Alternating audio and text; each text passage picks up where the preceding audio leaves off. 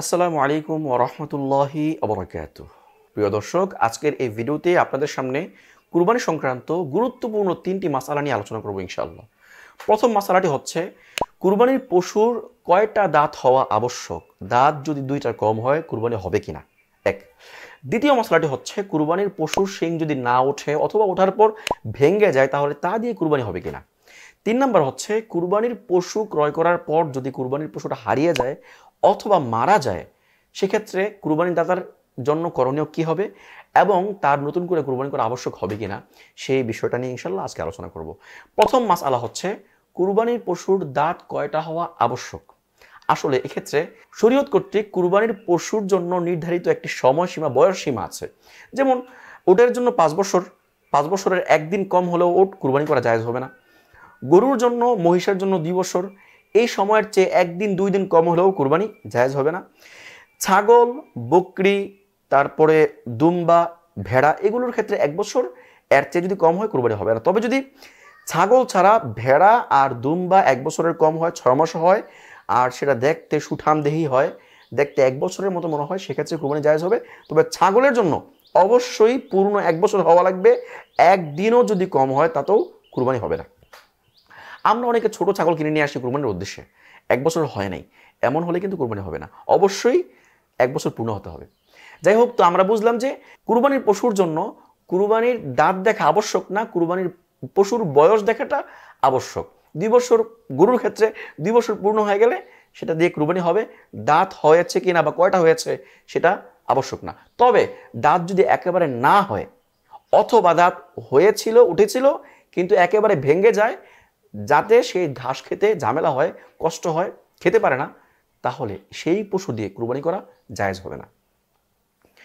2 number মাসআলা, কুরবানির পশুর যদি শিং একেবারে না ওঠে অথবা উঠেছিল ভেঙে যায়, এক্ষেত্রে মাসআলা কি হবে?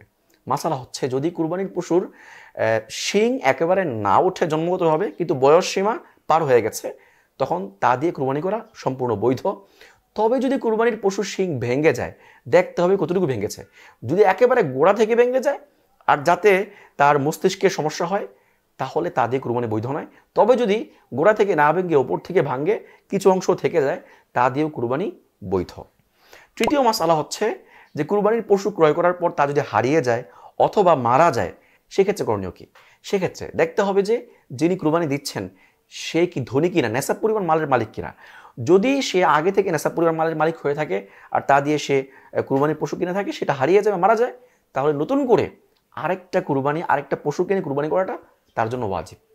কিন্তু যদি সে যে ব্যক্তি কুরবানি দিচ্ছেন সে যদি গরিব হয়, অর্থাৎ তার উপর আবশ্যক ছিল না আগে থেকে, নেশাব পরিমাণ মালের মালিক না, তা সত্ত্বেও সে নিজের উপর আবশ্যক করে নিয়েছে, নিজে নিজে কুরবানি দিতে চাচ্ছে, এক্ষেত্রে তার পশু যদি মারা যায় অথবা হারিয়ে যায়, তার জন্য নতুন করে পশু কিনে কুরবানি করাটা আবশ্যক না। এখন এই আলোচনার পৃষ্ঠে আরেকটা মাসআলা চলে আসে, সেটা হচ্ছে যদি কুরবানির পশু ক্রয় করার পর হারিয়ে যায়, তারপর আরেকটা পশু ক্রয় করে, তারপরে প্রথম যে পশু সেটা পাওয়া যায়, এক্ষেত্রে করণীয় কি? এক্ষেত্রে করণীয় হচ্ছে 2টা বিষয় দেখতে হবে। যদি সে আগে থেকে ধনী হয়ে থাকে, নেশা পরিমাণ মালের মালিক হয়ে থাকে, যে প্রথমটা হারিয়ে গেছে আরেকটা কিনে থাকে, তাহলে যে কোনো একটা দিয়ে কুরবানি করলেই তার ওয়াজিবটা আদায় হয়ে যাবে।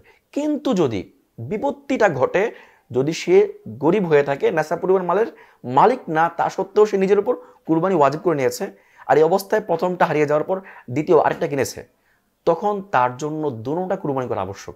কারণ হচ্ছে শরীয়ত কর্তৃক তার উপর কুরবানি ওয়াজিব করে নাই, কিন্তু সে নিজের উপর কুরবানিটা আবশ্যক করে নিয়েছে। আর আবশ্যক করেছে পশু ক্রয় করার মধ্য দিয়ে, যেহেতু সে আবশ্যক করেছে 2টা পশু ক্রয় করার মধ্য দিয়ে, এই জন্য দুটোটাই তার উপর কুরবানি করা আবশ্যক হয়ে যাবে। কুরবানির ক্ষেত্রে সর্বোপরি কথা হচ্ছে নিয়ত সহি রাখতে হবে। যেই পশু আমরা কুরবানি করছি সেই পশুর ক্রয় করার জন্য যে টাকা পয়সা সেগুলো অবশ্যই হালাল হতে হবে এবং পদ্ধতি ঠিক হতে হবে। যে পদ্ধতি কুরবানি করতে হয় সেই পদ্ধতি ঠিক হতে হবে। এই 3টা ঠিক থাকলে ইনশাআল্লাহ আমাদের কুরবানি আল্লাহ তাআলা কবুল করে নেবেন।